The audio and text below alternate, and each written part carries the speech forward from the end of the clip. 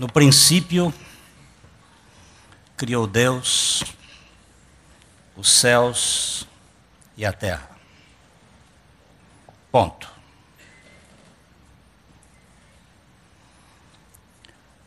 E a terra se tornou sem forma e vazia. E havia trevas sobre a face da terra, ou sobre a face das águas. E o Espírito pairava sobre a face das águas. Deus é luz. Não há nele nenhuma treva. No princípio criou Deus os céus e a terra. Deus não criou trevas. Como as trevas apareceram? Como as trevas surgiram? A terra tornou-se sem forma e vazia. A terra não era sem forma e vazia. Deus não criou a terra para ser sem forma, nem vazia. Ele criou a terra para ser habitada. Mas havia trevas sobre a face do abismo. Como as trevas apareceram?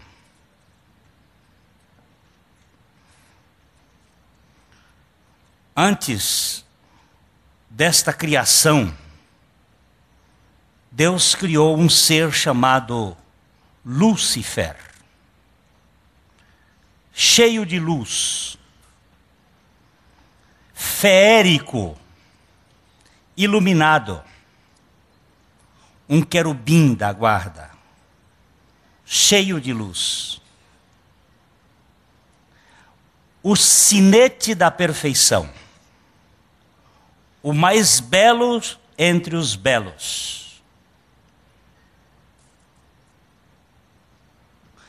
Mas houve corrupção no seu interior. Corrupção na sua vontade.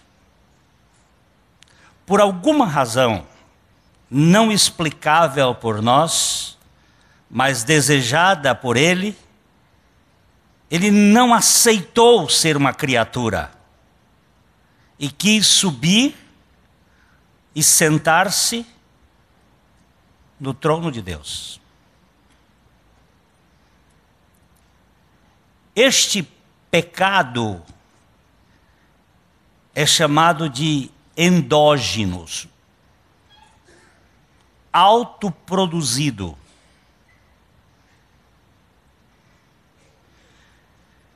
Foi o desejo de um ser criado, do ser mais lindo que já foi criado, sinete da perfeição.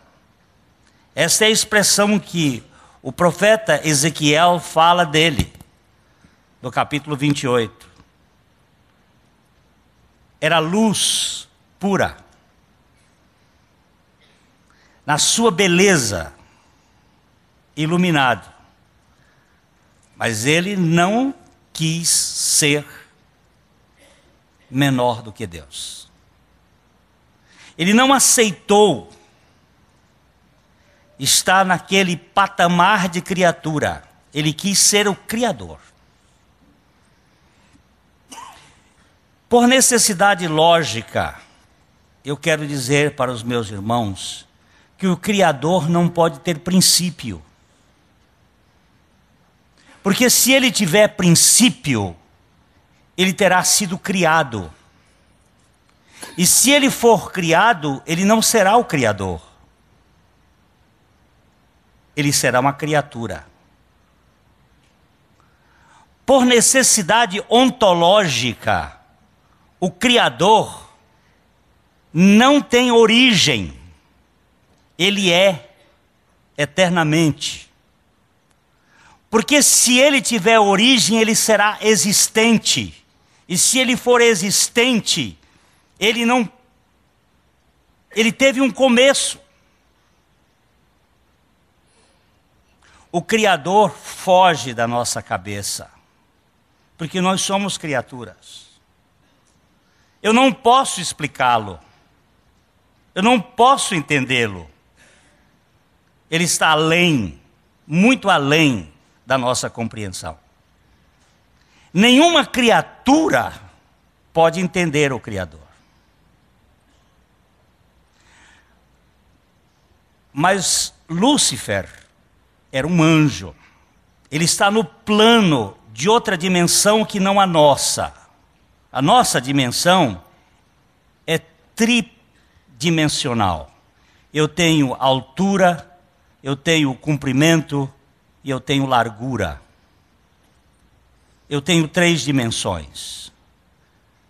E é só isto que minha mente pode entender. Só que a Bíblia me fala que o amor de Deus tem comprimento, tem altura, tem largura e tem profundidade. Mas quando ela diz profundidade, o que é profundidade? É a altura que eu não vejo. Esta casa tem as paredes, mas ela tem o alicerce que estão embaixo. Ela é mais alta do que eu vejo, porque para baixo tem os pilares que estão enfiados na terra. Estes pilares estão na profundidade, mas a profundidade não é vista. É uma dimensão além da visão, porque o que eu vejo é apenas aquilo que está nas 3 dimensões. Nós temos um mundo físico que foi criado posteriormente ao mundo espiritual. Quando Deus criou os céus e a terra, Ele já tinha criado anteriormente os seres espirituais. Os seres angélicos. E Ele criou os céus na sua grande expansão arraquia, no hebraico, que eu não posso explicar, que é grande, grande. Os astrônomos dizem que o espaço do sideral é finito, mas é grande. Há um termo para ele, mas para a nossa mente, que não consegue compreender nem mesmo a nossa galáxia, que tem 100 bilhões de estrelas, da qual o Sol é apenas uma de 5ª grandeza. A nossa galáxia.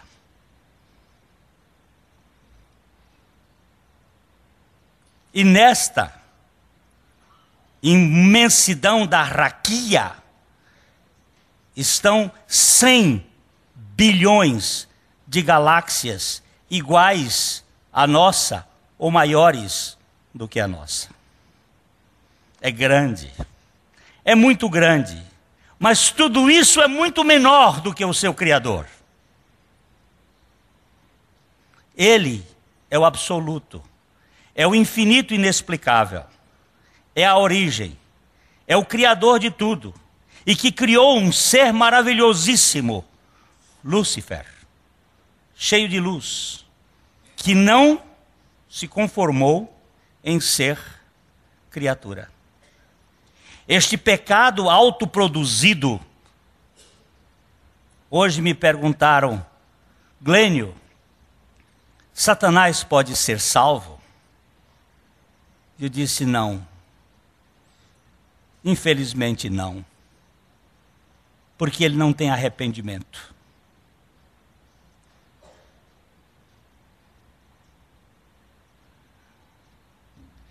O nosso pecado, como seres humanos, não foi autoproduzido. Ele veio de fora para dentro. Ele não veio de dentro para fora. Nós não desejamos ser Deus por nós mesmos. Nós fomos tentados a ser Deus. O direito tem algumas atenuantes. O crime quando é doloso ou quando é culposo. O pecado de Lúcifer, se fosse tratado do ponto de vista do direito, seria doloso. O nosso seria culposo.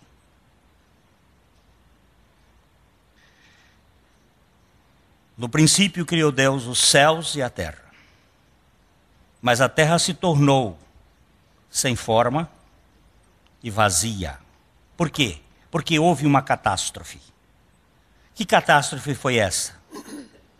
A catástrofe da queda luciferiana. A queda luciferiana é o desligamento da luz criadora. Hoje nós falávamos para o grupo lá dos homens e pensávamos no nosso celular. Porque um dia, uma pessoa aqui em Londrina me disse: Glênio, Deus é muito vaidoso, muito orgulhoso. Ele quer toda a glória e toda a adoração para Ele. E eu estava com o meu celular no bolso e tirei e disse: o que acontece com este celular? Se eu ficar usando o tempo todo, dentro de algum tempo, toda a energia que está dentro dele vai ser consumida e ele vai morrer. Vai acabar a energia. Mas para que ele possa funcionar outra vez, eu tenho que pegar um cabo, enfiar aqui e ligar em Itaipu. Eu falei Itaipu porque eu também não sabia que a energia do Paraná não vem de Itaipu, vem de Furnas. Então ligar em Furnas. Eu tenho que ligar no maior, num centro produtor de energia. Deus não precisa da minha adoração. Hoje nós conversávamos com os mendigos que estavam lá na chácara. Deus não precisa de nada. Ele não precisa de oração. Ele não precisa de adoração. Ele não precisa de dinheiro. Ele não precisa de você. Ele não precisa de ninguém. Ele é um Deus que se basta a si mesmo. E por que Ele nos criou? Porque Ele quis. Foi segundo o conselho da sua vontade.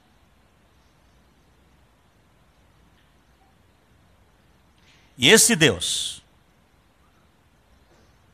quando Ele fala de adoração, não é que Ele queira ser adorado, é que Ele quer nos alimentar com a sua energia eterna, com a sua luz, porque Deus é luz e não há nele trevas nenhuma.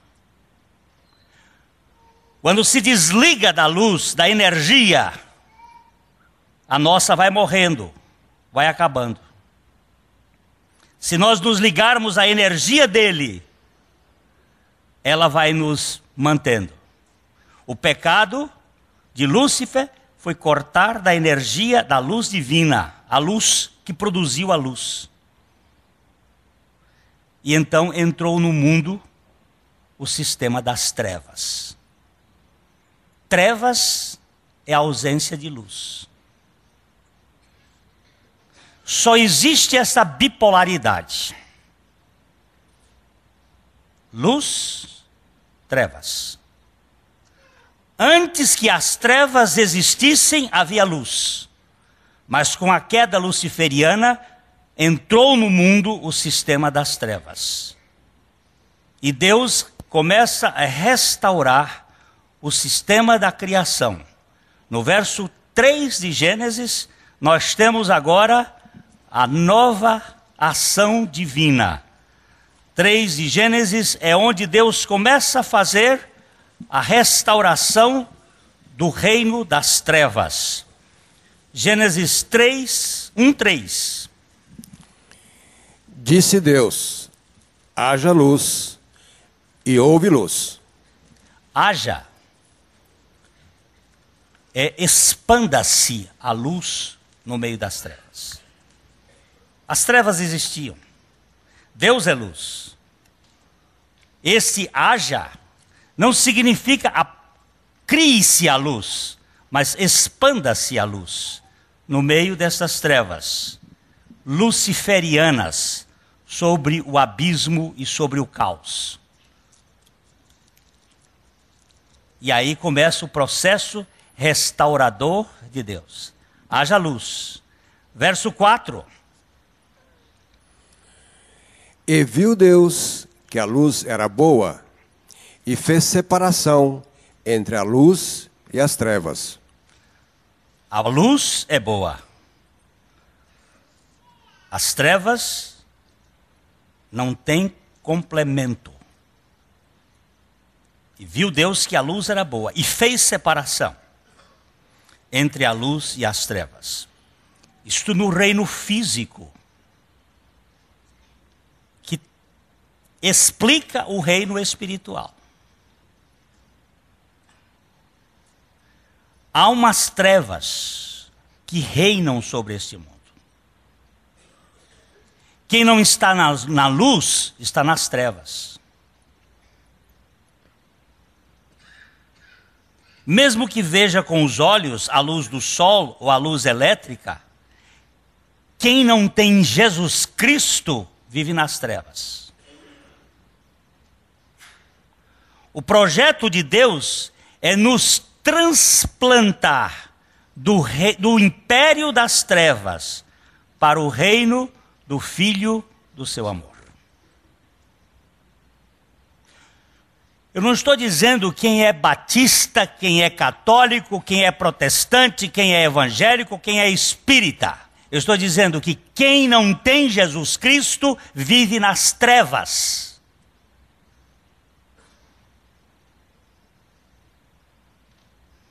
Vive nas trevas, não tem luz e não sabe para onde vai. O reino das trevas é o reino do egoísmo. É o reino da morte, do roubo e da destruição.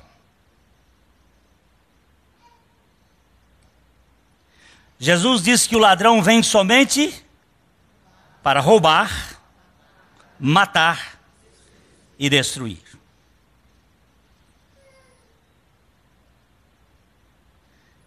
Quem é o ladrão? É quem administra o reino das trevas.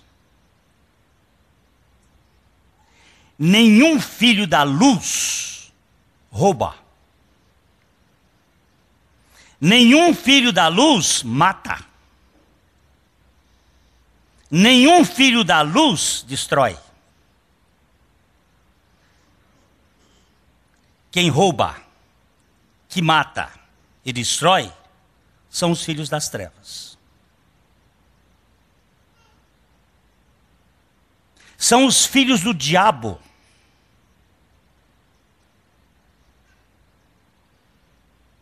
A Bíblia foi lida hoje aqui, em vários textos, com uma lâmpada para os meus pés é a tua palavra, e luz para o meu caminho.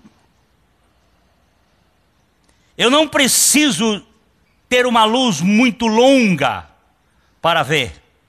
Há um velho cântico do cantor cristão que diz: eu não peço luz para longe ver, apenas luz em cada passo ter.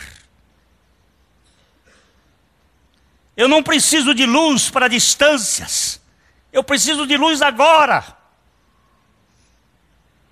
Nos meus relacionamentos. E esse Senhor Jesus veio ser a luz. Não para me fazer um visionário do futuro, o que vai acontecer daqui 10 anos, 100 anos. Me perguntaram: Glênio, você acha que o tempo do fim tá chegando? Eu disse: eu acho. Pelos relatos da Bíblia ele está. Mas quanto tempo nós vamos ter? Eu digo: isso ficou por conta do Pai. Nem o Filho sabe. E eu não quero me aventurar a entrar num terreno secreto. Mas quero e preciso de luz para esse dia. Preciso da iluminação para o aqui e agora. A luz de Cristo. Para o meu relacionamento com minha esposa, com os filhos, com os meus irmãos, com os adversários que vivem a atacar-nos. Nós precisamos das armas da luz e não das armas das trevas. Porque nós vivemos num mundo dual. E eu não sei quem está na luz e quem está nas trevas. Eu sei que a luz veio ao mundo e aquele que o recebe está na luz. Mas a Bíblia diz que aquele que odeia está nas trevas. Aquele que não perdoa está nas trevas. É como Caim, que vivia nas trevas e não perdoou o seu irmão. Hoje nós vivemos num mundo onde as trevas comandam. Nós estamos dentro de um sistema de mentiras. A mídia, o aspecto jornalístico é controlado pelo mundo das trevas. Quando aparece isto aqui, na face deste boletim, marcha contra a violência infanto-juvenil,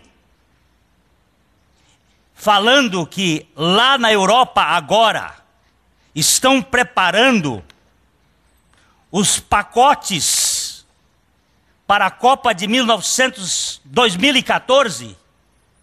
Eu estou lembrando de 1914, que foi a primeira guerra destes endemoniados da destruição do mundo, do racionalismo estupidificado.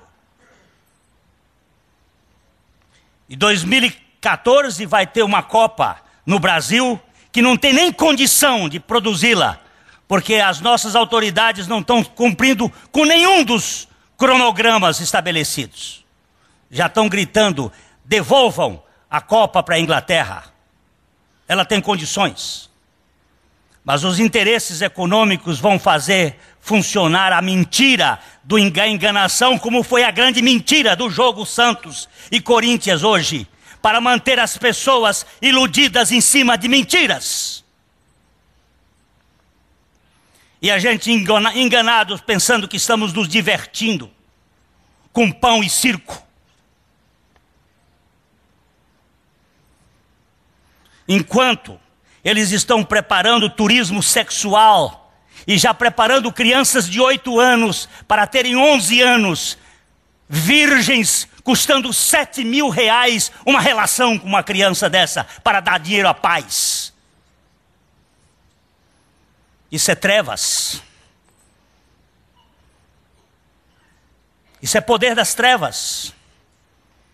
E a gente cruza os braços e assiste de modo acomodado. Não podemos fazer nada.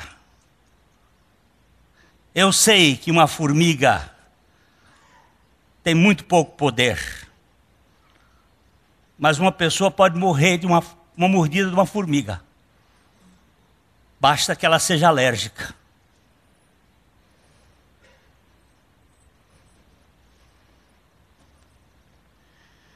É difícil derrubar esse sistema, mas eu creio na ressurreição de Jesus Cristo dentre os mortos. Eu não vou ficar de braços cruzados. Eu sei o que é a dor de um abusado. Nós não podemos, como igreja, assistir isso que está acontecendo. na nossa cidade. O ano passado, o Fantástico deu que é das cidades mais violentas do Brasil. O Rio de Janeiro ficou em 4º lugar, e São Paulo em 6º, e Londrina em 1º lugar.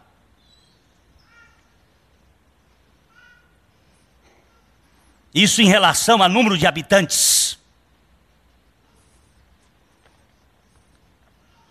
Quando fazem os acordos para que os bandidos do Morro do Alemão venham para Londrina.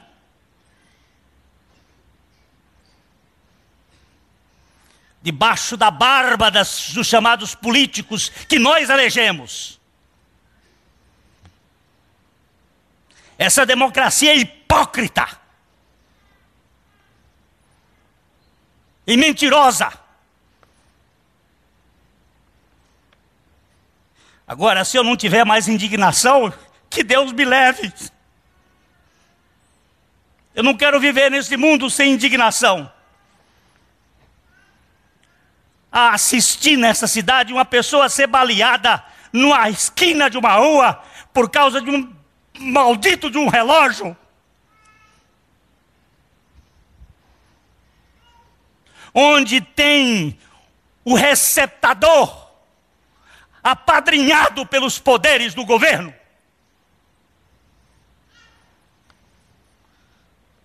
Isso é coisa das trevas e não da luz.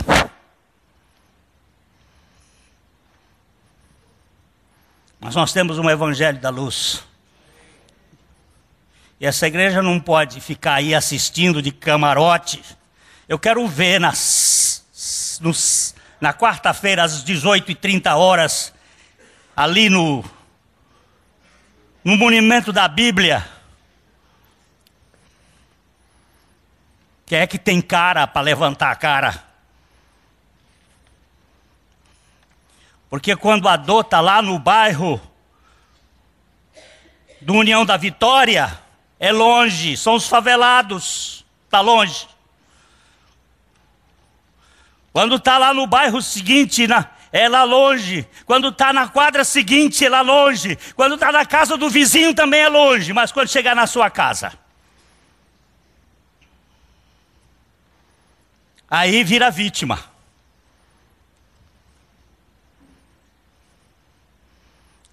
Aí nós ficamos, tudo com essa cara aí de Madalena arrependida. Mas o que eu vou fazer? Nós temos armas muito poderosas. Nós temos armas muito poderosas. Israel estava exatamente como nós estamos aqui agora, no reino de Acabe, onde havia uma rainha Jezabel, fenícia, que adorava o demônio Baal. E teve um profeta medroso como eu, que entrou em depressão, que ficou angustiado, porque ela prometeu, quando ele fez um duelo, se Baal é Deus, adorem Baal. Mas se Javé é Deus, adorem Javé. Vamos ver quem é que tem fogo aí nesse negócio. E eles acharam que a ideia era boa. Puseram 2 bezerros em cima de 2 altares, e os 450 profetas de Baal começaram a clamar desde a manhã até meio-dia, se chicoteando e gritando, e nada de fogo. E o profeta fraco, porque a minha Bíblia diz que Elias era um homem sujeito às mesmas fraquezas que nós. Aquele profeta fraco tripudiava. Será que Baal não está de férias nas Bahamas? Será que ele não tem ido para algum lugar porque está com prisão de ventre? E no deboche do profeta, eles mais se batiam, até que não veio nada. E ele agora faz uma ilustração terrível. Disse, bota água, molha este. Ele primeiro constrói um altar com 12 pedras, porque naquele tempo Israel e Judá já haviam se separado. 2 tribos de um lado, 10 do outro. E disse, vamos juntar a união de todo o povo de Deus. Por isso estamos falando em RENAS, Rede Evangélica Nacional de Ação Social. Está falando de uma unidade, de uma rede. Talvez uma formiga não possa fazer muita coisa, mas um formigueiro já dá para fazer uma arruaça. Vamos juntar as 12 pedras. Botou o bezerro. Bota 12 baldes d'água. Enche isso aqui de água. Põe mais água. E põe mais água. E quando a água já corria nos regos, ele levanta e disse, Javé, só o Senhor é Deus.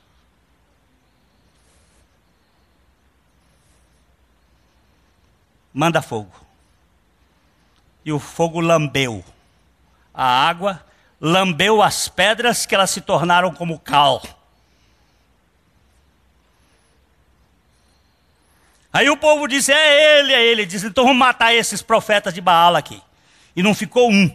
E no outro dia Jezabel disse assim, não me chamo Jezabel, se amanhã não vai acontecer com este profeta o que aconteceu com os profetas do meu Deus Baal. E ele tremeu nas pernas. Um homem corajoso desse fraquejou com a voz de uma mulher. E ele deitou debaixo de um zimbro, uma planta que era frondosa, e ali ele dormiu em depressão. O anjo acorda ele. Acorda, sonolento. Ele acordou, tinha um braseiro e um pão. Ele comeu e estava tão profundamente deprimido que dormiu. E o anjo acordou ele outra vez e disse, levanta, homem. Sabe para onde ele foi? Em vez de ir para a casa de Jezabel, foi para Horebe, foi para o Monte Sinai. Viajou 40 dias e 40 noites sem comer. Entrou na toca e ficou lá dentro guardado. E se enfurnou e disse, vou morrer. Se eu morrer com a Jezabel, eu morro aqui de fome. Eu vou ficar aqui escondido. E Deus é muito original. Ele faz umas coisas que só ele sabe fazer. Ele começa com um barulho. Ele saiu de dentro da toca porque o negócio era assombroso. Talvez um tornado que quebrava pedras, uma tempestade. E ele olhou e procurou e não estava Deus. Daqui a pouco um terremoto, mexeu tudo e não estava Deus. Daqui a pouco uma tempestade e não estava Deus. Ele ia e entrava, ia e entrava, ia e entrava. Daqui a pouco um vento suave, um cicio, uma brisa. E então o Senhor fala, o que você está fazendo aqui, Elias?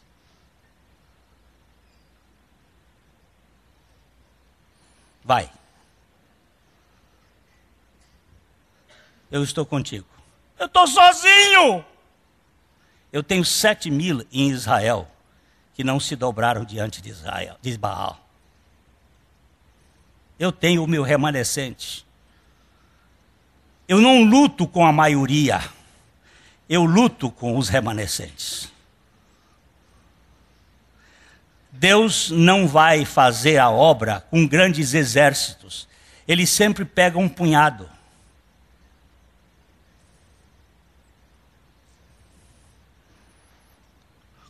Quando Gideão tinha que enfrentar os midianitas, eram 132.000. Ele manda tocar a trombeta e sai tocando chofar em todo Israel. Apareceram 120.000, 120.000 dos midianitas. Ele mandou tocar, apareceram 32.000. Mas 32 mil para lutar com 120 mil é uma covardia. É um quarto. E Deus diz, tem gente demais. Vamos selecionar. Vamos tirar um bocado dessa escória que está aí. Quem é medroso? Quem borra nas calças? 22 mil caíram fora. Já tirou pelo medo. E aqui nós já vamos selecionar alguns. Por Londrina. Em bem de Londrina. Os medrosos que caiam fora. Os covardes. Porque vocês não vão entrar no reino dos céus. A Bíblia diz que no reino de Deus não entram os covardes, os medrosos. Vocês já pertencem ao Pai de vocês. 22 mil, ficaram 10. Agora é que o negócio fica pior. Eram 120 mil contra 32 mil, agora são 120 mil contra 10 mil. Deus diz, tem gente demais. O senhor está louco? Eu sempre sou louco com os meus métodos. Vamos ver quem sabe beber. Leva na beira do riacho e bota o povo para beber. E fica examinando. O que baixar como a boca, como estúpido, esse você deixa para fora. Tinha gente que chegava morto de sede, baixava a boca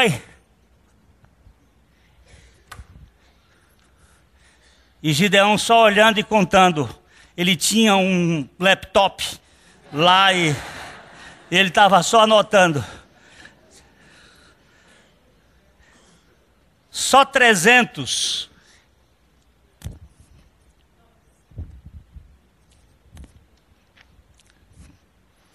Bebia, mas vigiava. Metia água e jogava como o cachorro com a língua e... Ele disse, pega esses 300, mas basta. Mas 300 é... Gente, 120 mil. Aí Deus diz, vamos fazer a estratégia, Gideão. Pega um pote. E pega uma luz. Uma lâmpada, uma tocha, enfia a lâmpada dentro do pote e panha uma corneta, um chifre de carneiro, um chofá. Eram só 300, com um pote, uma lâmpada, um chifre de carneiro. E quando tocar uma trombeta especial, todos vão, ao mesmo tempo, tocar sua trombeta e quebrar a tocha. Quebrar o vaso. Eles se puseram em todo o vale de Jezreel, em toda a redondeza. Lá embaixo estava o exército de Midian.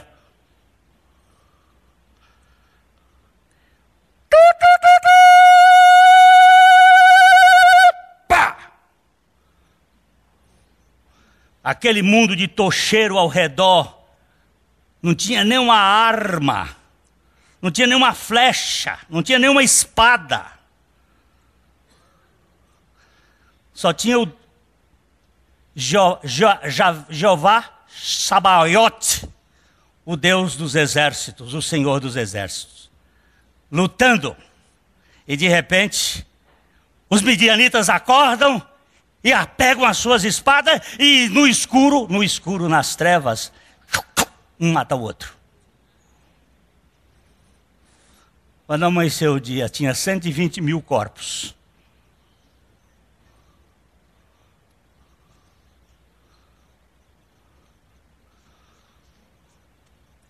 É grande o exército deles, Glênio. mas uma tocha sozinha estava indicando que ali tinha um tocheiro com um mundo de gente atrás. E um corneteiro estava dizendo que tinha muita gente, mas só que o que estava de soldados ali, de Israel, era muito maior do que os soldados que estavam lá. Sabe por quê? Porque o exército de Deus estava lutando no invisível. Foi quando Eliseu estava vendo as coisas acontecendo. O rei Ben-Hadad da Síria queria pegar Israel e Eliseu entrava lá com um espião espiritual.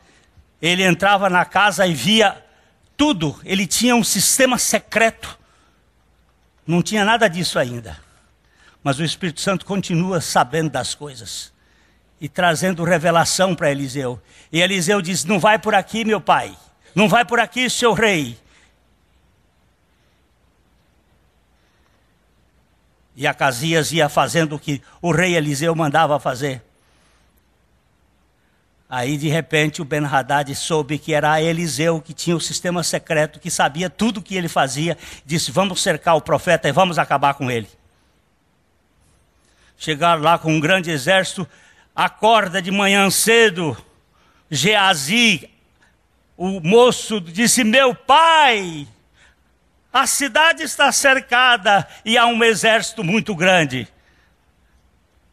E Eliseu disse: Javé, abre o olho desse menino, para ele ver que os exércitos do Senhor são maiores do que os exércitos da Síria. E aí Deus tirou as escamas dos olhos. Quando Geazi viu, os montes estavam cheios de soldados de fogo e carruagens de fogo, e os exércitos do Senhor estavam lá. Você ainda crê que isso existe? Você ainda crê que o Deus de Elias e o Deus de Eliseu é o mesmo de hoje? Eu quero saber se você crê mesmo, meu irmãozinho. Ou esse negócio, esse amém aí é um amém assim para dizer que tem fé.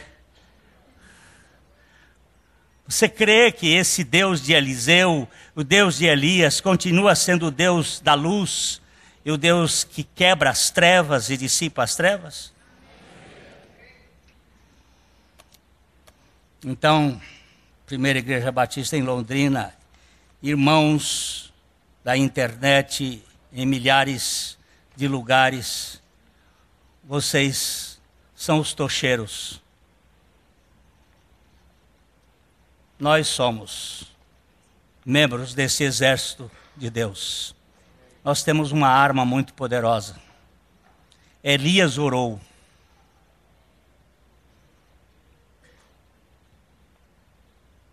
Elias orou. E Deus fechou o céu por 3 anos e 6 meses.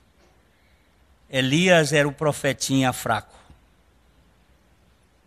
Parecido com você e comigo. Um dia um irmão disse assim: Pastor Glênio, um crente não pode ter depressão, não é verdade? Eu digo: não, é mentira. Ele disse: mas o pastor outro dia falou na televisão. Ele disse: um mentiroso. Nós temos muitos deprimidos na Bíblia. Eu vou começar com Moisés, passo por Elias, passo por Jonas, passo por Paulo e vou até Jesus. Jesus teve uma grande depressão, quando ele chegou dizendo: a minha alma está deprimida, está angustiada até a morte. Se isso não é depressão, eu não sei mais o que é depressão. Quando ontem um irmão me disse assim: Glênio, eu estou com vontade de morrer. Eu disse: eu sei o que é isso, que eu também já tive. Mas eu tenho um Deus que morreu e ressuscitou. E pode fazer a diferença. E pode mudar. Precisamos muitas vezes de uma muleta química e temos que buscar no médico aquela muleta para ajudar a mudar o nosso sistema hormonal que está desequilibrado. Mas o Deus da graça continua sendo o Deus da luz. Eu estou falando isso, meus irmãos, porque a luz veio ao mundo e os homens amaram mais as trevas do que a luz. Mas ele disse: todo aquele que crê em mim, esse verá a luz da vida, a luz que alumia, que dá sentido. Eu não vou ficar refém do medo, das trevas, desse sistema. Por quê? Eu vou terminar dizendo o seguinte: quando aquele general, aquele senador romano chegou perante Adriano, o imperador, Adriano disse: você se tornou cristão, não é verdade? Ele disse: é verdade. Então eu vou lhe desterrar. Ele disse: para onde? Para uma ilha bem distante, você vai ficar lá, longe dos seus. Ele disse: lá será um céu, porque eu estarei na presença de Deus. Eu vou confiscar todos os seus bens. Ele diz: quais? Todos os que você tem. Eu não tenho nenhum, tudo pertence ao Senhor. Então eu vou lhe tirar a vida. Ele disse: que vida? A sua vida. Eu já morri com Cristo, Cristo é a minha vida. Adriano ficou tão decepcionado que largou ele.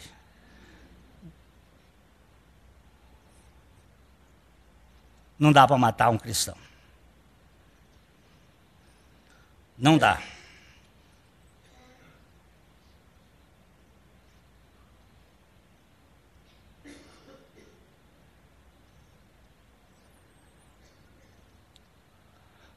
Você não sabe tocar isso não, né? Não se pode matar um crente. Quem é salvo não morre, não. Ele sobe à presença de Deus para receber o seu galardão. Roupas alvas tão limpas e puras, ele veste para a vida maior. Perde tudo por amor a Cristo, para viver uma vida melhor. Não se pode matar um crente. Jesus não mente, falou assim. Quem perde a vida por mim tem sorte, porque sua morte não é o fim. Olha lá, gosto de ver gente que pega o tom na hora. Os romanos se divertiam vendo as feras matar os cristãos. Não sabiam que lá nas arenas gotas de sangue eram grãos que brotavam e se espalhavam, e de Deus recebendo poder para provar aos reis deste mundo que um crente não pode morrer. Não se pode matar um crente. Jesus não mente, falou assim. Quem perde a vida por mim tem sorte, porque sua morte não é o fim. Meu irmão, por que estás com medo de quem pode tua vida tirar? Pensas no inimigo maior que pode tua alma um dia ceifar. Oh, não temes, não cales ao mundo, vai orando e buscando poder, e verás que na hora da morte o Senhor não te deixa morrer. Não se pode matar um crente. Jesus não mente, falou assim. Quem perde a vida por mim tem sorte, porque sua morte não é o fim. Louvado seja o Senhor Jesus Cristo. Nós não vivemos de aparência, nós vivemos pelo poder da ressurreição de Cristo Jesus. E nós precisamos tomar posições nesse dia. Londrina não é território de Satanás. Londrina foi alcançada pelo sangue de Jesus Cristo. Agora, você que é membro desse sistema do capeta, saiba que você não vai vencer. Entenda quem quiser entender.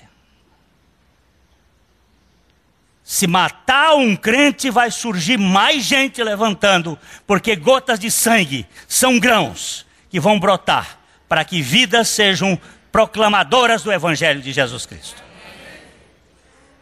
Eu estou falando com muita emoção, com muita dor.